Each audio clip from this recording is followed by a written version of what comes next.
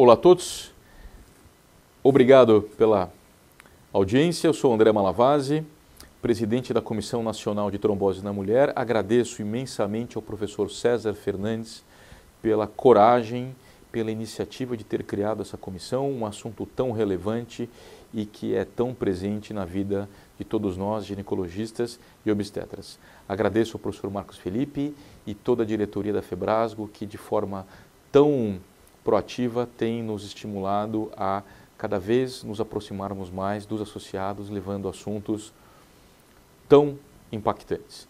Dando continuidade então à nossa primeira participação, falaremos agora sobre trombofilia hereditária e gestação.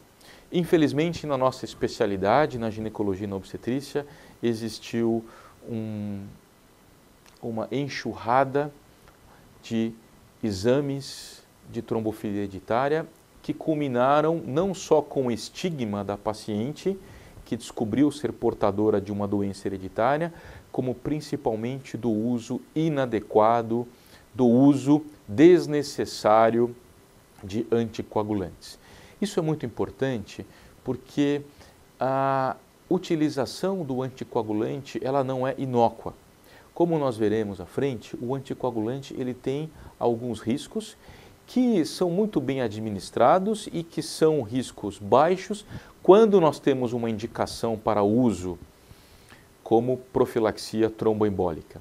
Mas o uso do anticoagulante quando não há uma razão objetiva, ele na verdade só traz custo, só traz dor, desconforto nas aplicações, onera o serviço público ou o serviço privado ou as próprias economias da nossa gestante e sem trazer benefício algum. Então nós vamos abordar aqui alguns temas que já foram polêmicos no passado, mas hoje estão muito bem estabelecidos. Vejam os senhores, então só fazendo uma rápida lembrança, nós vimos na primeira apresentação que a grávida ela é o protótipo ideal para trombose. A grávida não tem dois, ela tem os três fatores de Virchow. Ela tem estase, ela tem lesão endotelial e ela tem hipercoagulabilidade. O risco de TEV na gravidez aumenta 4 a 5 vezes. O risco de TEV no puerpério aumenta 20 vezes. E para piorar, se ela tem uma trombofilia hereditária, esse risco aumenta mais ainda. Eu coloco uma quarta variável nesta equação. Vejam, senhores, o fator 5 de Leiden em heterozigose, ou seja, a mulher, a gestante, ela tem dois genes, um que ela recebeu do pai e um que ela recebeu da mãe. Quando ela recebe os dois genes normais, ela é uma homozigota saudável. Quando ela recebe um gene normal e um gene mutado, ela é heterozigota. E quando ela recebe os dois genes mutados, ela é homozigota para a mutação.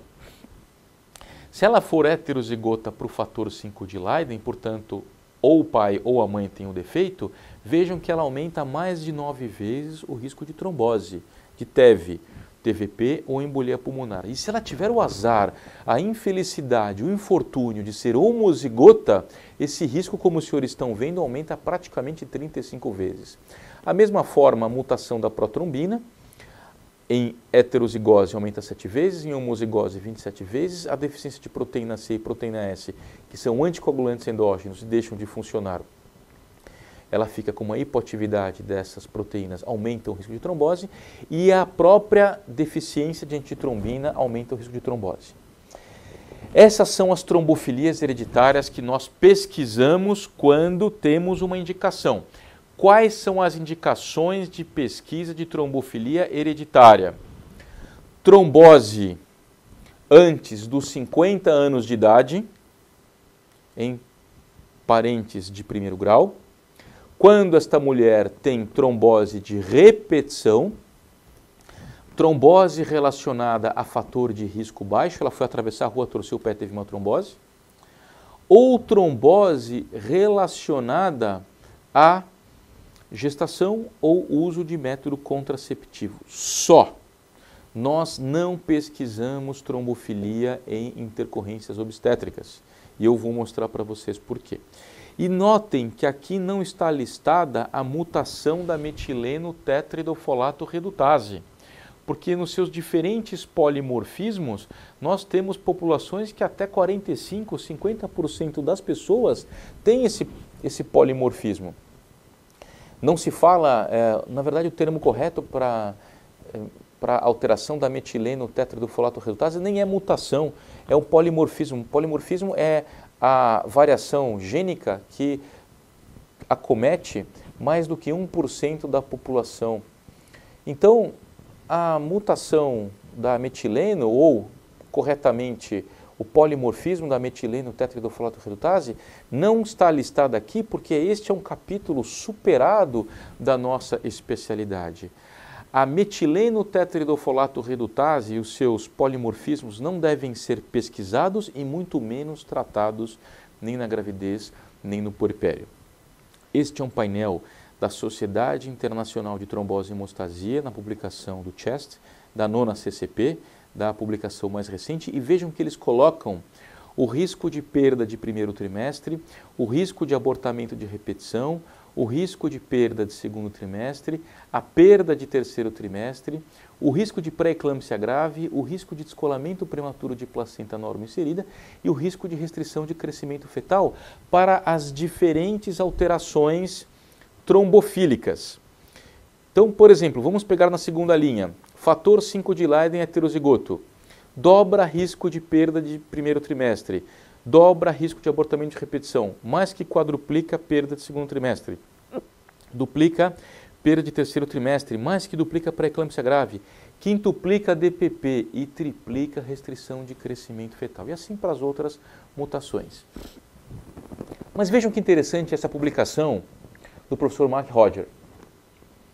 Uso de dalteparina anteparto versus não uso de dalteparina, portanto, usar e não usar, para a prevenção de complicações gestacionais em grávidas com trombofilia. Esse foi um importante estudo multicêntrico chamado estudo TIPS, que foi um estudo multinacional randomizado, um trial. Vejam a conclusão desse trabalho, publicado no Lancet. A dose profilática de dalteparina é uma heparina de baixo peso como enoxaparina, são equivalentes. Cada 40 mg de enoxaparina equivale a 5.000 unidades de dalteparina. Há muito tempo atrás nós tínhamos a dalteparina. É uma medicação produzida pela Pfizer. Atualmente não temos mais no Brasil, mas é uma medicação muito boa. A dose profilática de dalteparina não reduz a ocorrência de tromboembolismo venoso, perda gestacional, intercorrências mediadas pela placenta em mulheres com trombofilia e alto risco para estas complicações, e ainda está associada com aumento de risco de sangramento menor. Eu tenho sangramento menor e sangramento maior. Sangramento maior é aquele sangramento que coloca em risco de vida a paciente. Sangramento intracerebral, sangramento retroperitoneal ou perda de órgão-função, sangramento intraocular, retroplacentário e assim por diante. E o sangramento menor é aquele sangramento que motiva ela a ir em busca de ajuda médica, mas que não colocou ela em risco ou perda de órgão-função. Então vejam que esse estudo, quando você randomiza grávidas trombofílicas com trombofilia hereditária, que você não sabe se ela está usando a medicação ou placebo, e você compara com aquelas que não usaram a medicação, os resultados perinatais são os mesmos, com a diferença de que quem usou sangra mais. Esse trabalho ele colocou então uma pedra sobre o uso indiscriminado de anticoagulante. Ou esse outro trabalho publicado no Thrombose Research, que eu gosto muito, anticoagulantes para prevenir a recorrência de complicações mediadas pela placenta. Quais são as complicações mediadas pela placenta? Restrição de crescimento, DPP, pré-eclâmpsia grave, óbito fetal, abortamento de repetição. Anticoagulantes para prevenir as complicações mediadas pela placenta. Está na hora de abandonarmos as agulhas? Está na hora de colocarmos as agulhas de lado? Vejam que bonito isso, esse título. Será que a gente está usando anticoagulante demais? Sim, a gente está usando anticoagulante demais. E é esse o ponto que eu queria chegar. Nós temos hoje gestantes e puérperas que deveriam estar recebendo a profilaxia, porque tem fatores de riscos importantes, não recebem e morrem. Ou se não morrem, ficam com sequela, com hipertensão pulmonar, porque 50% das tromboses pulmonares na grávida são assintomáticas. Ou elas têm uma trombose venosa profunda, têm uma insuficiência venosa crônica para o resto da vida, ficam com aquele membro dilatado, ou no futuro, dali 20, 30 anos, elas têm uma insuficiência venosa instalada e nós não fizemos a profilaxia. Enquanto estamos usando medicação anticoagulante para aquela mulher que tem mutação da metileno, que não é para usar. Ou para aquela paciente heterozigota para Leiden, sem nenhum outro comemorativo, não é para usar. Então, esse título, para mim, ele é muito emblemático. Anticoagulante para prevenir a recorrência de complicações mediadas pela placenta. Está na hora de abandonarmos as agulhas? Sim, está na hora. Na verdade, está na hora de nós objetivarmos aquela paciente que merece usar.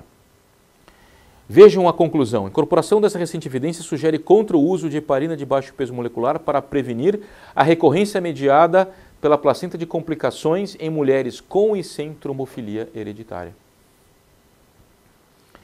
E é o que coloca o Colégio Americano de Genética e Genômica. Eu gosto muito desse site, Chosen Wisely, ou seja, é a escolha sábia. Isso vai muito de encontro ao Slow Medicine, medicina que você conversa com a paciente no consultório, você tira as dúvidas, você tranquiliza o casal e você pede poucos exames.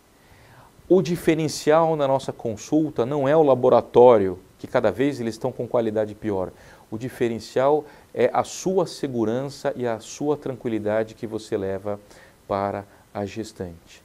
Quem muito pede, pouco sabe. E é muito comum no meu consultório virem as pacientes com aquela pilha de exames, 20, 30 páginas, exames que eu nunca vi na minha vida, e eu falo, mas para que pediu esse exame? Não, doutor, esses exames foram pedidos porque eu fui nesse médico, porque a minha amiga foi e o médico, ela disse que ele pedia todos os exames possíveis. E agora deu o fator 5 de Leiden e ele não sabe o que fazer. Eu falo, mas alguém teve trombose na sua família? Não, ninguém teve trombose na minha família. E isso acaba criando um problema para todos nós. Então temos que seguir realmente a escolha sábia, né? O exame ele é muito importante quando ele muda a conduta, quando ele direciona, você está em dúvida entre um caminho ou outro e aí você pede o exame.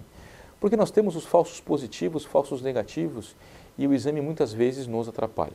Então vejam que esse site, essa organização não governamental, patrocinada pelo American Board Internal Medicine, seria mais ou menos a Sociedade Americana dos intensivistas, dos clínicos gerais, eles pegam as melhores práticas e divulgam nesse site. Vejam a posição do Colégio Americano de Genética e Genômica. Não peça mutação da metileno tetridofolato redutase para avaliar risco de trombofilia hereditária. Não peça, não peça. Se tem ou não tem, não importa, porque o anticoagulante não muda o desfecho. É melhor não saber, não faz diferença. Não peça. Ou a posição da Sociedade Americana de Medicina Materno-Fetal.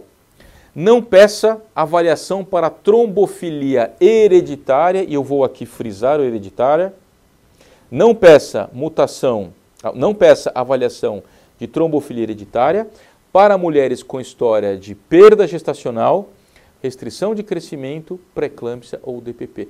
Mas André, você acabou de mostrar que o próprio CHEST, a nona CCP, mostra que tem relação? Sim, caro colega, tem relação. Mas o uso do anticoagulante, como nós vimos no estudo TIPS, não muda. E por que não muda? Não muda porque a heparina, como eu falei para vocês, a heparina não fracionada tem uma cadeia de 20 mil kilodaltons. A dalteparina, 6.000 kilodaltons. A enoxaparina, 4.500 kilodaltons. Quanto que a molécula tem que ter no máximo para passar a placenta? No máximo 400 a 500 kilodaltons, ou seja, as heparinas não passam a placenta, graças a Deus, porque elas são drogas classe B, elas não anticoagulam o feto, diferentemente da varfarina, rivaroxabana, pixabana, dabigatrana, edoxabana, que são mutagênicos, que são medicações teratogênicas, que causam hemorragia fetal. As heparinas não causam, porque elas não passam a placenta. Mas, em compensação, elas não anticoagulam o feto e não tratam o feto com trombofilia hereditária. Porque se a mãe é heterozigota para Leiden, o feto tem 50% de chance de ser heterozigoto. Metade dos fetos você não vai tratar, ele vai fazer trombose no compartimento fetal. Então não adianta dar heparina para essas pacientes, é por isso que os resultados não mudam. E é o que coloca, então, o CHEST, que é quem normatiza, através da 9ª CCP, a anticoagulação em todas as especialidades, inclusive na obstetrícia. Para mulheres com história de complicações gestacionais, sugere-se contra a pesquisa de trombofilia hereditária. Ah, mas ela teve pré-eclâmpsia grave, ela teve DPP, ela teve 2 abortamentos, ela teve 4 abortamentos, ela teve restrição de crescimento. Não pesquise trombofilia hereditária. Não tem relação? Tem relação, mas não há o que seja feito, não há benefício algum com a medicação anticoagulante. Então, a conduta é não pesquisar. Diferentemente, se ela tem 3 perdas gestacionais sucessivas. Vejam só a posição do CHEST. Mulheres com perdas recorrentes, e eles definem o que é perda recorrente, perda precoce recorrente. 3 ou mais abortamentos antes de 10 semanas de gestação, para não ficar dúvida, porque quem lê esses guidelines são reumatologistas, hematologistas, angiologistas, cirurgiões vasculares. Recomenda-se a avaliação de anticorpo antifosfolípide. Porque se eu tenho 3 perdas recorrentes precoces, ou uma perda acima de 10 semanas, excluídas as causas anatômicas, endócrinas, infecciosas e cromossômicas do casal, aí eu estou provavelmente posso estar frente à famosa síndrome do anticorpo antifosfolípide, SAF, e aí a história muda completamente. Então, quando nós temos SAF, a conduta é outra e é o que nós falaremos no nosso próximo episódio. Muito obrigado a você pela atenção, um grande abraço a todos.